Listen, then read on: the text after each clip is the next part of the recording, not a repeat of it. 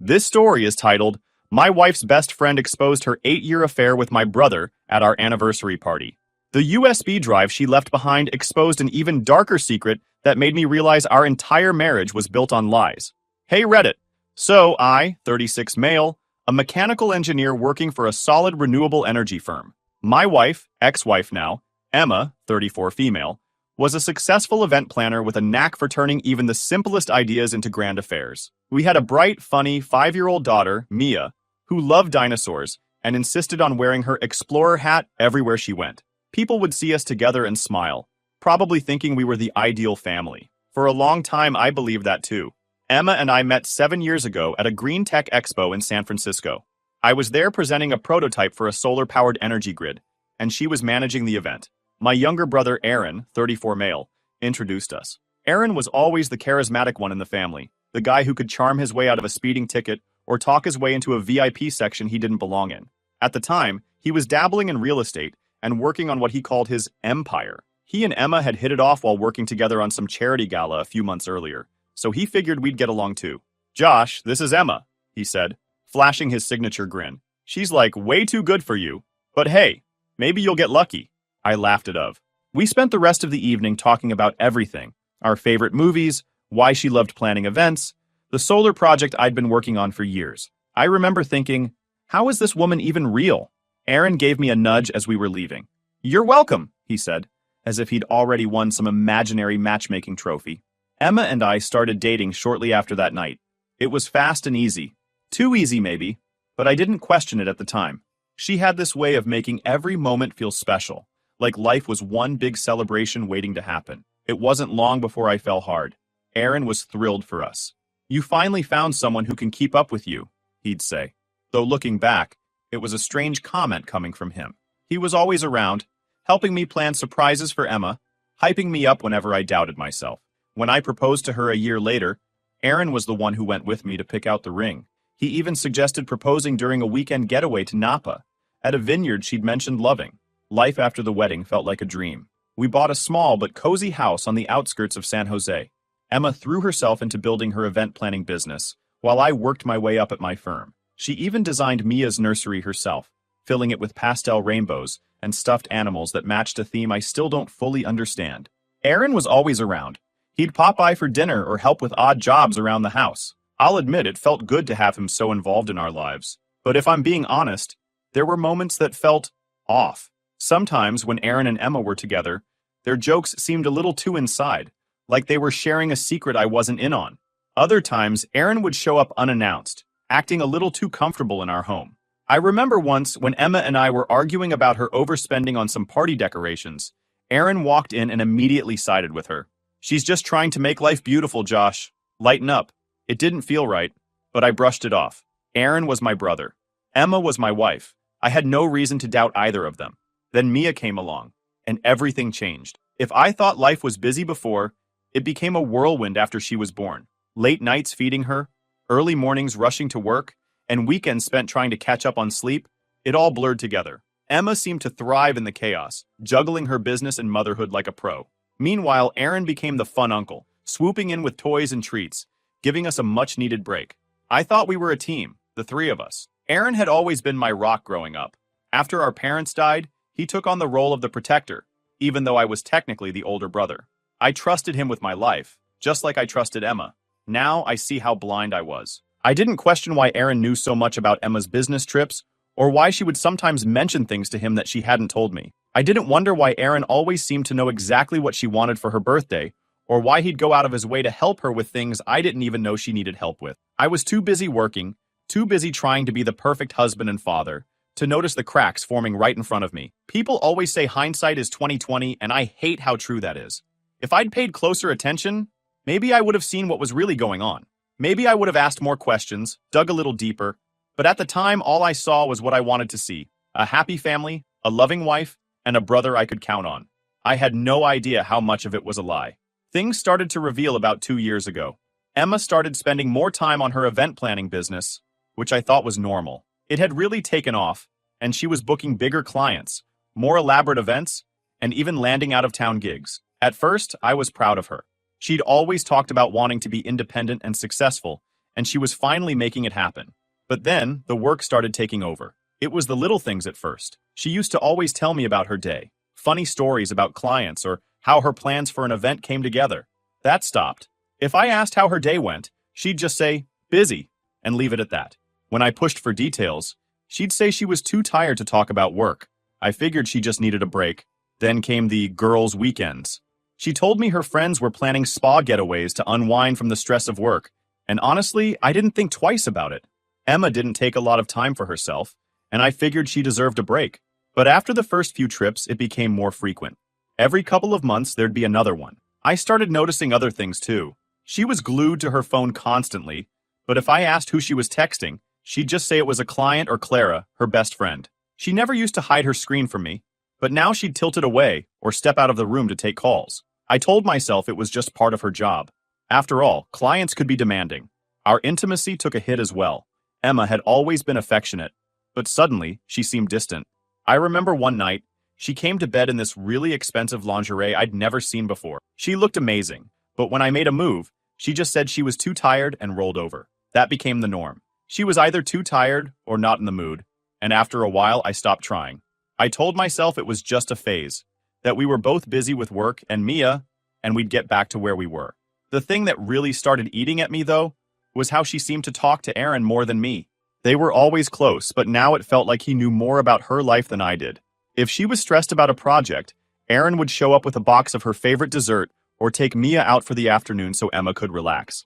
It was thoughtful, sure, but I couldn't shake this nagging feeling that I was being pushed out of my own marriage. There was this one night that really stuck with me. We were hosting a dinner party for some of her clients, and Aaron came over early to help set up. I was in the kitchen slicing vegetables when I overheard them laughing in the living room. Emma said something like, "You always know how to make me feel better." And Aaron replied, "That's what I'm here for." It shouldn't have bothered me, but it did. I told myself I was being paranoid, that they were just close because we were all like family. Still, it nagged at me enough that I brought it up to Emma later. "Do you think you lean on Aaron too much?" I asked her while we were getting ready for bed. She looked at me like I'd just asked if the sky was green. "What are you talking about? He's your brother. He's just helping out. You should be grateful." I felt like an idiot for even mentioning, so I dropped it. But the uneasy feeling never really went away. Aaron, for his part, was always there with advice whenever I confided in him. If I mentioned that Emma seemed distant, he'd say, "She's under a lot of pressure. Just give her space." If I complained about the lack of intimacy, he'd laugh and say, "Welcome to married life, bro." He had this way of making me feel like I was overthinking everything, and I believed him because he was Aaron, my brother, my best friend. But it wasn't just Aaron. I started noticing Emma's behavior with Mia too. She'd always been a great mom, but now it felt like she was using Mia as a buffer. If we were having a tense moment, she'd suddenly suggest doing something with Mia, like going to the park or watching a movie. It was like she was avoiding being alone with me. Moving forward to our 7th anniversary party, the idea came to me months in advance. I wanted to do something special, something that would remind Emma of how much I loved her and bring us closer. Things had been weird between us lately, but I kept telling myself it was just a phase. A celebration might be exactly what we needed to shake off the tension. I decided to recreate one of our best memories, a weekend we'd spent at a vineyard in Sonoma back when we first started dating. It was one of those rare times we both let loose, laughing, drinking, and pretending we didn't have a care in the world. Emma loved it so much she talked about going back for years, so I figured it'd be perfect. I rented a private space at a vineyard and worked with the staff to make everything just right. They helped me design a menu based on her favorite foods, and I hired a small jazz band to play her favorite songs. I invited close family and friends, including her best friend Clara, who had just moved back to California. Aaron, of course, was one of the first people I told. "Dude, this is perfect," he said when I shared the plan. "Emma's going to love it." He offered to help with the setup, which didn't surprise me. Aaron had a knack for making himself indispensable in situations like this. At the time, I thought he was just being a supportive brother. The night of the party, everything seemed to fall into place. Emma thought we were just going out for a quiet dinner, so when we arrived and everyone yelled, "Surprise!" she looked genuinely stunned. She hugged me tightly, her eyes sparkling with tears. For the first time in a long time, I felt like I'd done something right. The vineyard was beautiful, with twinkling string lights draped across the patio and candles flickering on every table. The jazz band was playing softly in the background, and the air smelled like lavender and fresh grapes. Emma kept saying how perfect everything was. how she couldn't believe I'd gone through all this trouble. For a little while, I actually believed we were happy. Dinner started off great. The food was incredible, and everyone seemed to be having a good time. Emma was seated between me and Clara, laughing and chatting like the stress of the past few months had melted away. Aaron sat across from us, raising his glass every chance he got and cracking jokes that had everyone at the table in stitches. Then Clara made her toast. To Emma and Josh, she started, smiling warmly. You two are the kind of couple that reminds us all what real love looks like. And to Aaron, she hesitated for a second, her smile faltering just slightly. To Aaron, who's been such a rock for Emma these past couple of years. Her words hit me like a punch in the chest. I felt my stomach drop as I glanced at Emma, whose face had gone pale. She reached for her glass and took a long sip, avoiding my eyes. What does she mean by that? I asked, trying to keep my tone light. Emma set her glass down, forcing a smile. Oh, Clara's just talking about how Aaron's been helping out with Mia and stuff. You know, with all my work stress. Right, Clara said, her voice tightening. Helping. The table fell uncomfortably silent. Aaron jumped in, laughing like nothing was wrong. Come on, Clara, don't make it weird. You know I'm just doing what family does.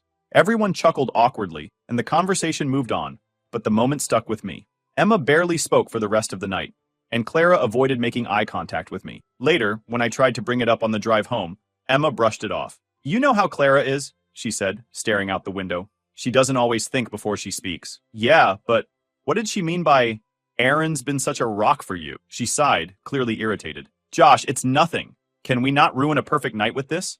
I let it go, but the uneasiness lingered. The next morning, Clara called. Hey, can we talk? She asked, her voice tense.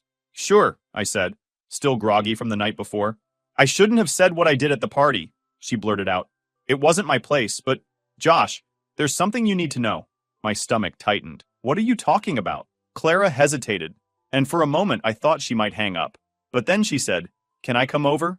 It's better if I show you. When she arrived, she looked nervous, clutching her purse like it was a lifeline. She handed me a small flash drive without saying a word. What's this? I asked. Just look at it. It explains everything that's been going on between Aaron and Emily for years behind your back, she said, her voice barely above a whisper. After Clara handed me that flash drive and left, I sat there for what felt like forever. I couldn't bring myself to open it again, not right away. I paced the living room, laptop still open on the coffee table, wondering how I could have been so blind. A part of me didn't even want to know more. Ignorance felt safer, like maybe if I didn't look, it wouldn't all be real. But I couldn't just ignore it. Not anymore. Finally, I sat back down, took a deep breath, and clicked on the first email. It was dated almost 2.5 years ago, just before Emma's first girls' trip. The subject line was simple. Miss you. The message was worse than I expected. Emma, I wish I could see you this weekend. This is getting harder to hide. Aaron, I know, Em, but it's worth it. You know that, right? Josh doesn't have to know. I clenched my fists, my heart pounding in my chest. I told myself to keep going, to rip off the bandage, no matter how much it hurt. The emails unfolded like some nightmare I couldn't wake up from. There were messages about how they'd meet up when I was at work, how Emma would use her business trips as an excuse to spend weekends with Aaron. They planned everything, down to the smallest detail. Cover stories, fake schedules, even how to handle questions from Clara or me if anything seemed suspicious. I didn't know whether to scream, throw my laptop across the room, or just sit there and take it. But then, I clicked on another folder labeled Photos. I almost didn't open it, but curiosity or maybe masochism got me. The first few photos were harmless enough. Aaron and Emma at what looked like a beach house, laughing over drinks. But the longer I scrolled, the worse it got. Pictures of them in hotel robes. Emma lying on a bed in lingerie I'd never seen before. Selfies of them kissing. And then I saw something that made my stomach drop. There were pictures of Aaron and Emma together from over 7 years ago, long before we got married. Some were taken in college, back when Aaron was supposedly focused on building his real estate empire. One picture showed them at a park I recognized. It was the same park where Emma and I had our third date. My mind started racing. Had this been going on the whole time? Had she ever really loved me? Or was I just a placeholder while she carried on with Aaron? Then I found the Facebook messages. The earliest ones were from right around the time Aaron introduced me to Emma. They talked about how it was the perfect plan. Aaron convinced Emma I was the safe choice. The stable, responsible older brother with a steady career. Someone who could give her the life she wanted. One message from Aaron stood out like a slap in the face. Aaron, you'll have everything you need with Josh. He's predictable. I'm not, but I'll always be here for you. I slammed the laptop shut and stormed into the kitchen, needing to do something, anything to stop the thoughts swirling in my head. I grabbed a glass of water, my hands trembling so badly I spilled half of it on the counter. I felt like my entire life had been a lie. My marriage, my relationship with Aaron, none of it was real. It was all some twisted game they'd been playing behind my back. But it wasn't just about me. What about Mia? What if she wasn't even mine?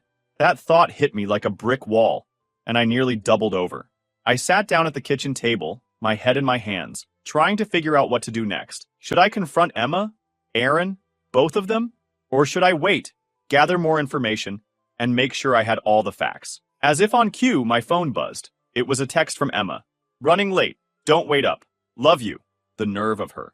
The audacity to send me that message while I sat here drowning in the truth of her lies. I wanted to call her right then and there, to scream at her and demand answers, but I stopped myself.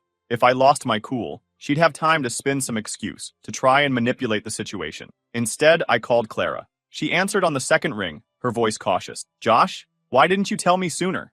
I asked, my voice cracking. There was a long pause before she replied. I didn't know how. I didn't even know if I should. Emma's been my best friend since college, but I couldn't keep lying for her. Not after I saw the emails. Lying for her? I repeated, my jaw tightening. She told me about the affair almost a year ago, Clara admitted. She said she was ending it, that she just needed time to figure things out. But then I saw the flash drive on her desk one day, and I couldn't ignore it anymore. I didn't know what to say. Part of me wanted to thank Clara for finally coming clean, but another part of me was furious that she'd kept this from me for so long. What else do you know? I asked finally. Clara hesitated again. Josh, it's not just the affair. There's more. You should check into Aaron's business. I don't think it's as legit as he makes it out to be. I didn't even know how to process that. First my wife, now my brother's career.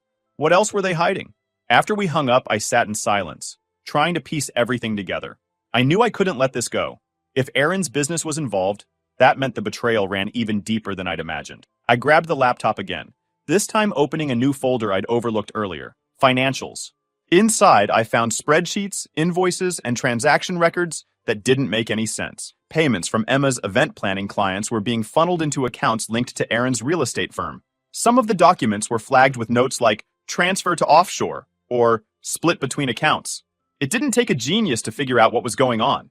They weren't just having an affair. They were laundering money. I leaned back in my chair, completely numb. The betrayal wasn't just personal anymore. This was criminal. I knew then that I couldn't handle this alone. I needed to confront them, but I also needed help. This was bigger than just me now. I decided to confront Emma first. Aaron wasn't around, and I figured if I caught her off guard, she might slip up. Besides, I needed to see her face when she tried to explain it all. I wanted to hear her say the words, to admit what she'd done. When she came home that evening, acting like everything was normal, I almost lost it right then and there. She dropped her bag by the door and gave me a quick smile. Hey, she said casually, like she hadn't been lying to my face for years. Emma, I said, trying to keep my voice steady. We need to talk. Her smile faltered. Okay, she said, walking into the living room. She sat on the couch, tucking her legs underneath her like she always did. What's up? I stayed standing, too angry to sit. I know about you and Aaron, I said, the words coming out harsher than I intended. Her face went pale, and for a moment, I thought she might actually deny it.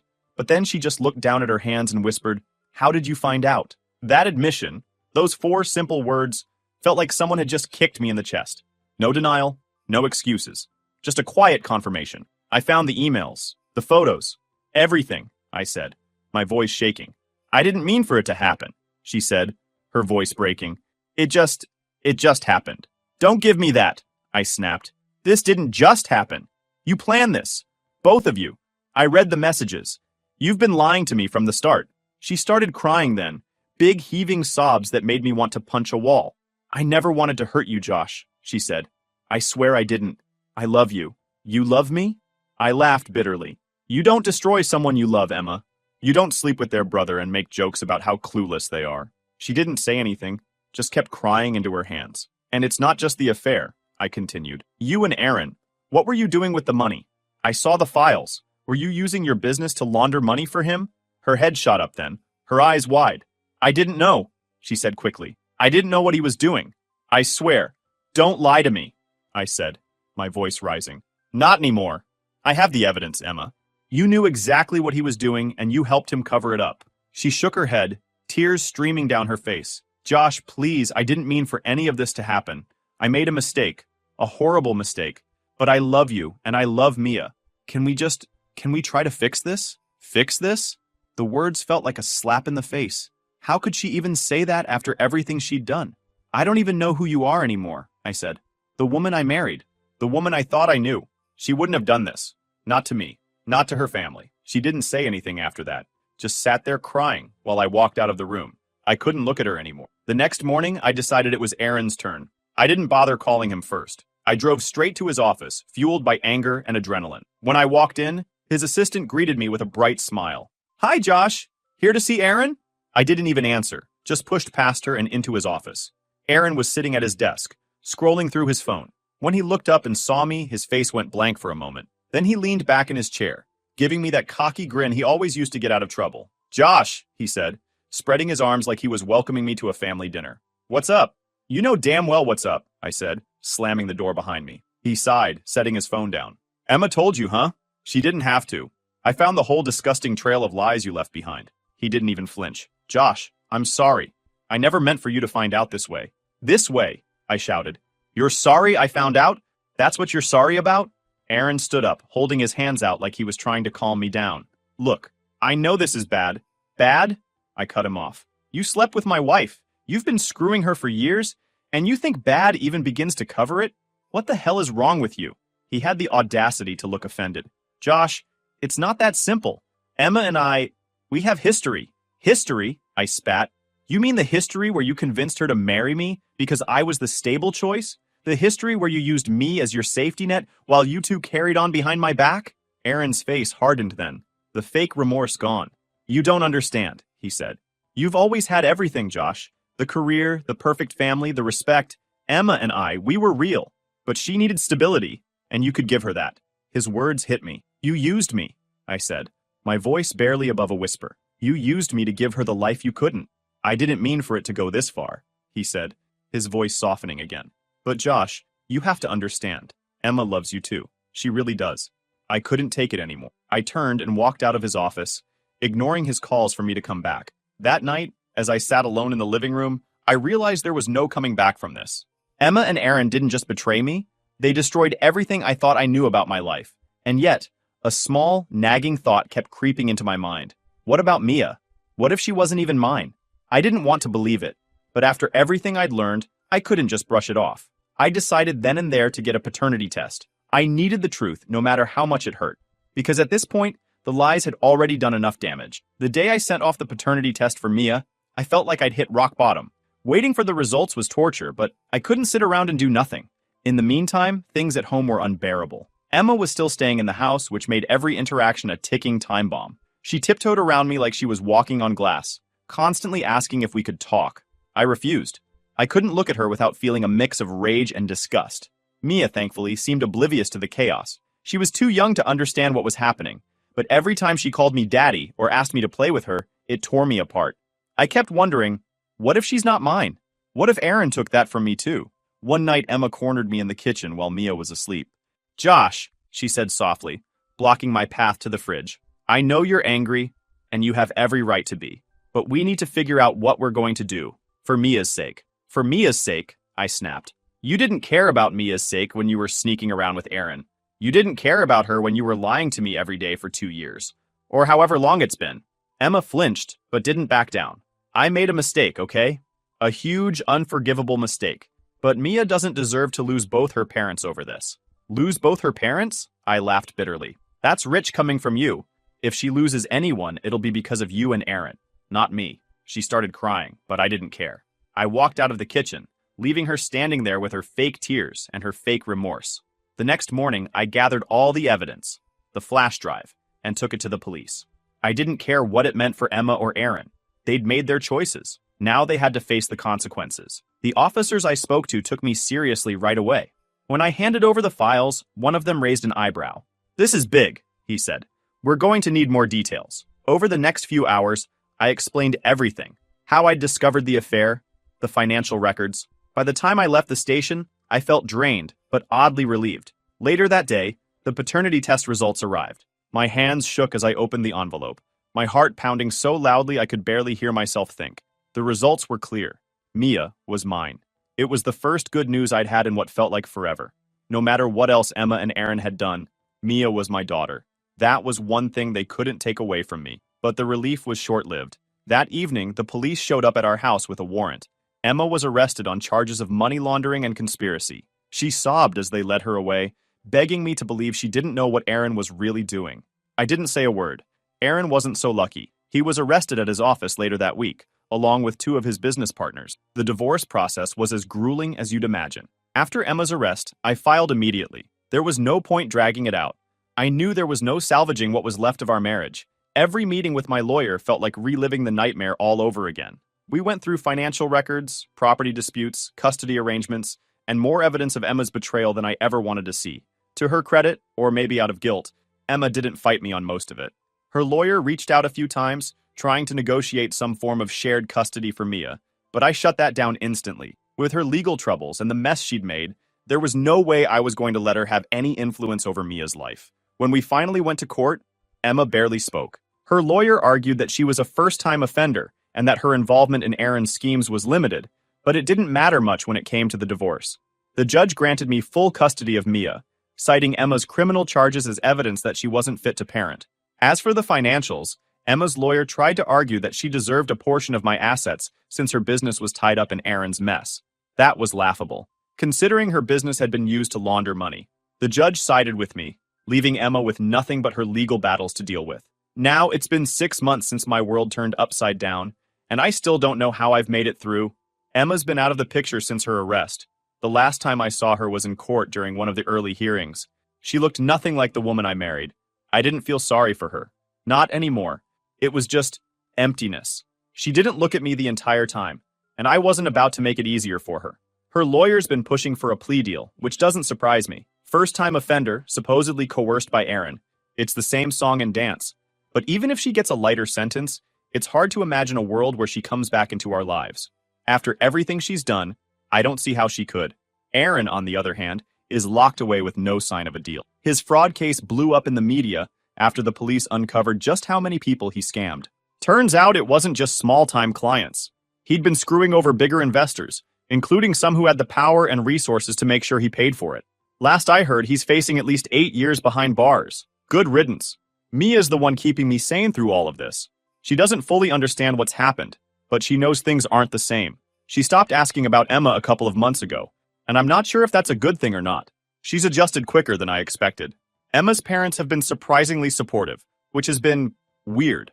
I expected them to defend her or try to justify what she did, but instead, they've been apologizing nonstop. Her dad even offered to help with Mia's school tuition, saying it was the least they could do after what Emma put me through. She's still my daughter, he told me over the phone one night. But I can't defend what she did. I raised her better than this. Last week, I decided it was time to sell the house. It's too big for just Mia and me, and honestly, I can't stand the memories tied to it anymore. As I write this, I'm sitting in the new house. There are boxes everywhere, and Mia is asleep upstairs in her new room. It's smaller than her old one, but she loves it because it has a little window seat where she can sit and read. For the first time in months, I feel hopeful. I'm not over what happened. I don't think I ever will be, but I'm learning to live with it, to move forward one step at a time. Emma and Aaron might have broken my trust, but they didn't break me. And as long as I have Mia, as long as I keep showing up for her, I know I'll be okay. Life isn't perfect, but it's mine. And for now, that's enough.